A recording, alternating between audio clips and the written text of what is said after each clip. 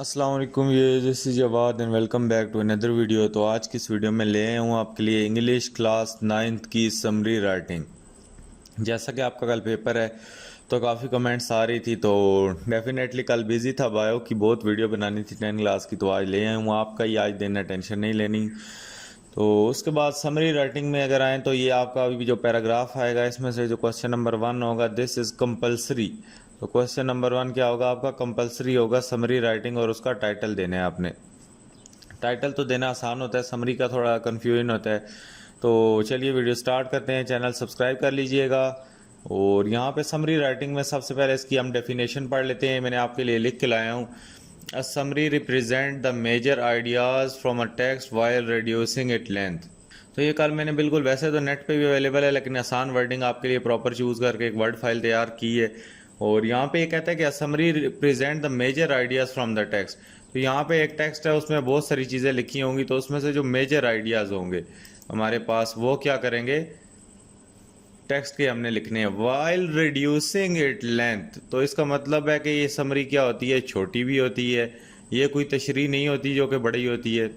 उसके बाद अगर नीचे आप ये ब्लू वाले में पढ़ें तो to write an effective summary you can rearrange the order of points. तो हम क्या कर सकते हैं, rearrange the order of points. हम पॉइंट्स को आपस में रीअरेंज कर सकते हैं।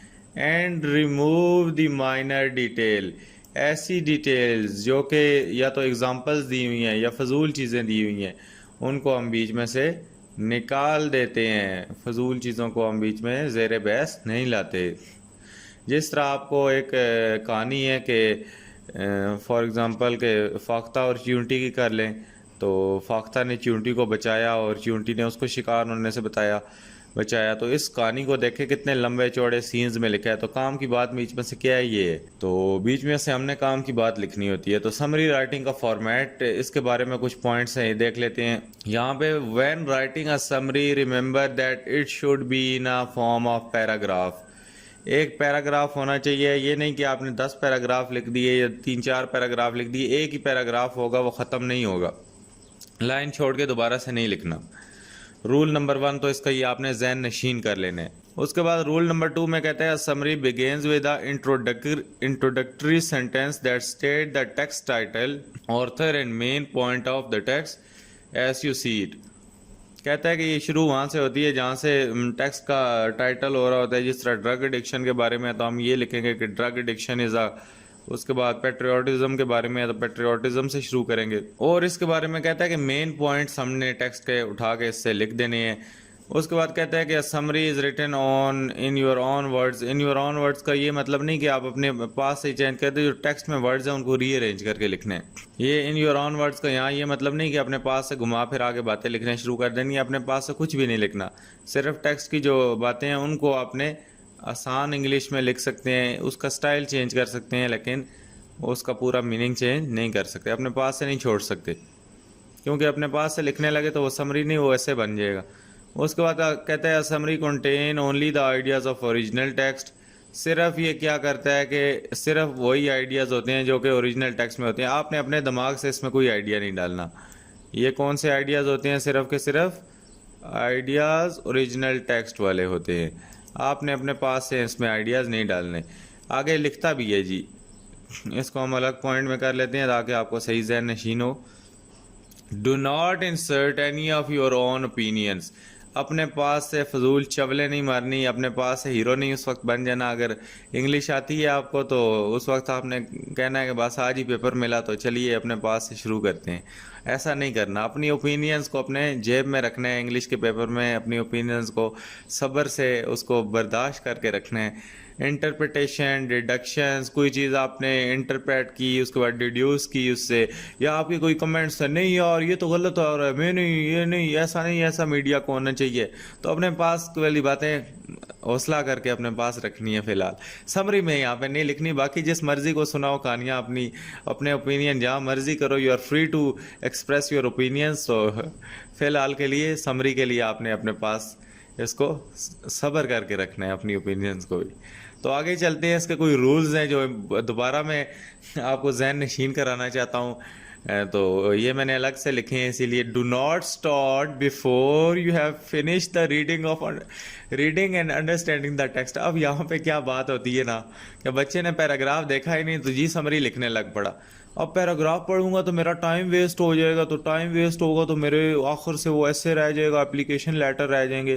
तो बेटा मेरी बात सुनो, थोड़ा सा पहले पढ़ लेना है।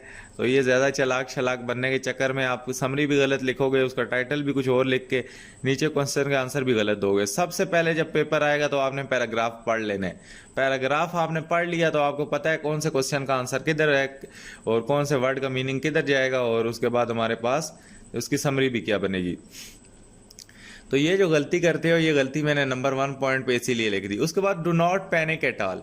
अब लड़के हो पैराग्राफ देखा जी, मैं तो बुक से बाहर से पैराग्राफ खुदा ना खास्ता कल आ गया तो पैनिक हो गए। ओ भाई पैनिक नहीं होना, क्या हो गया, पैराग्राफ जहां मर्जी से आए। मैंने पिछली एक वीडियो बनाई हुई है, आपको उससे क्वेश्चन आंसर निकालने आसानी से आते हैं। एक और वीडियो बनाऊंगा, पूरे 10 चैप्टरों के पैराग्राफ डिस्कस करने जा रहा हूँ, टेंशन नहीं लेनी। उसके बाद कहते हैं if you know what to write you will find that you can write down it quickly. तो ये पता नहीं वर्ड फाइल में क्या होता है, नीचे आ गया। तो यहाँ पे कहता है if you know what to write you can find that you can write it down quickly. आपको जब पता है मैंने क्या लिखना है, तो आपको पता है यार एक बार पैराग्राफ पढ़ा है, ये यहाँ से यही चीज़ें लिखनी है और वो जल्दी जल्दी आप लिख लेंगे। फिर कहता है कि be accurate, never change the meaning of the original text. यहाँ पे ओरिजिनल से मतलब है ओरिजिनल टेक्स्ट या ओरिजिनल पैराग्राफ। उसके बाद कहता है कि remove minor details and examples. तो ये एग्जांपल्स का वर्ड मैंने स्पेशली यहाँ पे ऐड किया है कि बीच में कहीं लिखा होता है फॉर एग्जांपल, वो फॉर एग्जांपल वाला तो आपने डालना ही नहीं है पैराग्राफ में। रिमूव माइनर डिटेल्स, या छोटी मोटी डिटेल्स है, जिस तरह था कि वो चिंटी और फाख्ता वाली कहानी की मैं आपको उसी की मिसाल दी है, तो चले आगे भी बता देता हूँ। तो आपस में उनकी बहुत दोस्ती थी, ये था वो था, एक दूसरे के घर जाती थी ये। तो यहाँ भी काम की बातें क्या हैं, काम की बात यह है कि शिकारी आया, उसने उसकी जान बचाई। उसके बाद जब चिंटी डूबने लगी तो उसने क्या, फाख्ता ने ऊपर से पत्ता फेंक के उसकी जान बचाई। तो बजाय वो एग्जांपल्स देने की यार उनकी दोस्ती की मिसाल नहीं मिलती है, एक दफ़ा तो ये हुआ तो वो हुआ, तो जो काम की बात है टॉपिक के रिलेटेड वो लिखनी है। फिर कहता है कि reorder the ideas as needed. आप इनकी अरेंजमेंट चेंज कर सकते हैं। कोई पहली लाइन है, उसके बाद आखिरी लाइन है और दरमियान वाली लाइन, दरमियान वाली को आखिर में, एक सीक्वेंस अगर उस तरह बन रहा है तो लिखनी है। पता चले कि सर से लेकर, आपने अपनी बॉडी की एग्जांपल लेनी है, सर से लेकर पाँव तक एक जो सीक्वेंस बन रहा है उस लिहाज से आपने समरी भी लिखनी है।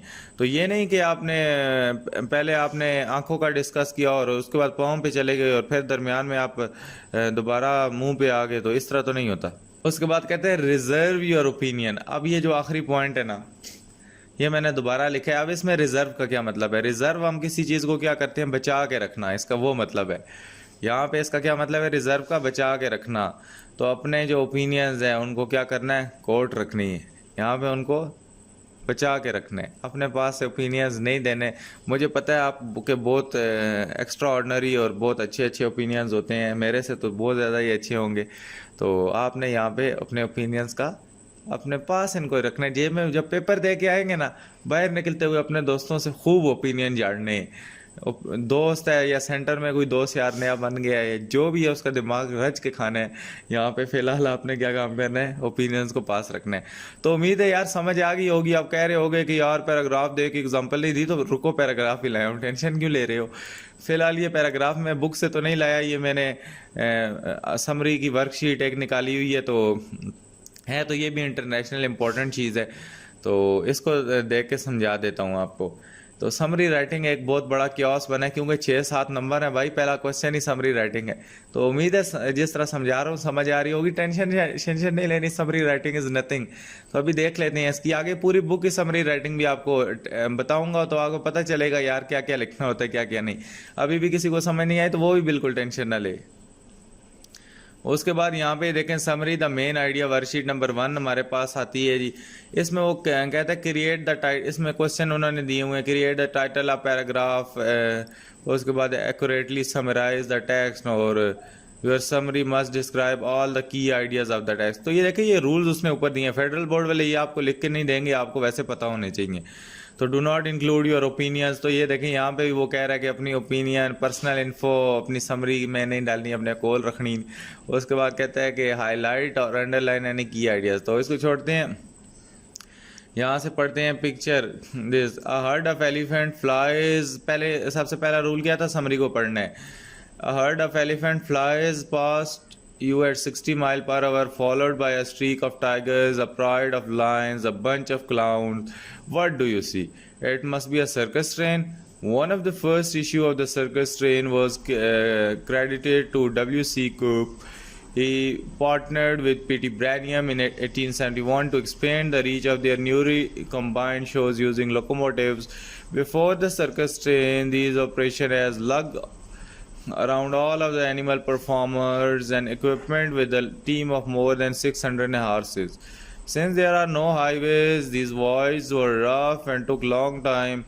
Circuses would stop at many small towns between large venues. Performing at many of these small towns was not profitable because these limitations. Circuses would not grow as large as imitation of the operators. After they began to use the train यहाँ पे to show their large cities, the performers were much profitable वगैरह, इनको profit हुआ। उसके बाद multiple rings were added to show went on today. Ringling Ross, Branium, Bailey Circus still rely on the circus train to transport their astounding show। और यहाँ पे इसकी summary ये नीचे लिखी है, यहाँ पे क्या लिखा है, How do you say holy cow in the French? The fastest thing in the France must be the fastest ground of transportation of the world। तो ऊपर जो भी चीज़ें हो रही थी इसने इसको रीअरेंज करके अपनी वर्डिंग में मतलब के ओरिजिनल टेक्स्ट की कॉन्टेक्स्ट में ही लिखा है। कहता है कि the fastest thing in the France must be the fastest ground transportation. कहता है कि यहाँ पे ट्रांसपोर्टेशन की अहमियत बयान की जा रही है, तो फास्टेस्ट ट्रांसपोर्टेशन होनी चाहिए। French for a very high speed French National High Speed Railway Service on April 3rd 2007 TG service tests a train as a record for the fastest wheel train reaching 357.2 miles in mid to 11 TGV trains operated from highest speed in a passenger। तो इस तरह ये छोटी सी करके लिखनी है, ये बहुत हाई लेवल की कोई इंग्लिश लिखी हुई है, इसलिए शायद आप कंफ्यूज हो रहे हो। तो ये सारी इन लोगों ने अपने पास है यहाँ पे इससे करके लिखी है। तो बाकी इसमें टेंशन नहीं लेनी, मैं आपको वो करा दूंगा, उसका क्या मतलब है, आपकी अपनी बुक से ही करा दूंगा। तो चैनल को सब्सक्राइब कर लीजिएगा। तो मिलता हूँ किसी और वीडियो में। अगर आप जिस टॉपिक पे वीडियो अभी बनवाना चाहते हैं, अभी कमेंट सुबह सुबह कर दें तो मैं बना दूंगा। फिर आगे दिन को बिज़ी होता हूँ। तो मिलता हूँ किसी नेक्स्ट वीडियो में। अल्लाह हाफ़िज़, टेक केयर।